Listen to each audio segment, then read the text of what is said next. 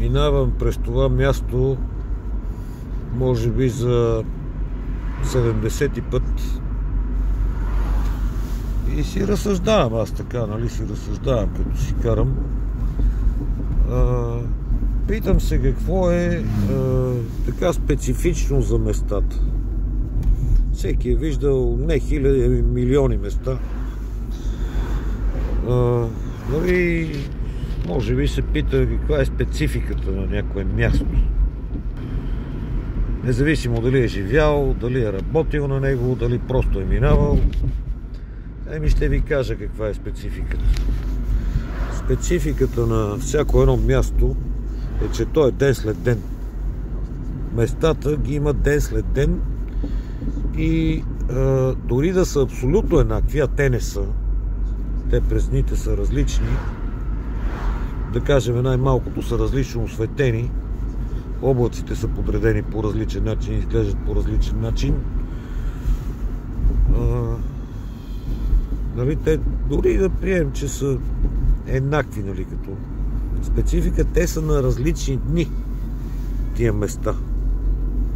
И едно е да си един ден на едно място, друго е да си друг ден на това място. Същото важи и за хората. Това е общо валидно и за места, и за хора. Е общо валидно, че те са ден след ден. Нали? Хората, примерно, те не са като бързия влак.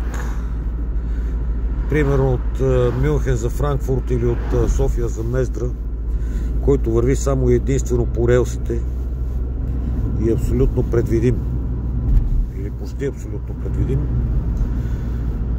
Хората са ден след ден, както и местата. Наслаждавайте се на дните си. А това, което е за Германия като специфика, като закони, Германия е много подобна на законодателството на всички на останалите европейски държави. Като психология, немците почти нямат нищо общо с психологията на другите националности. Чао!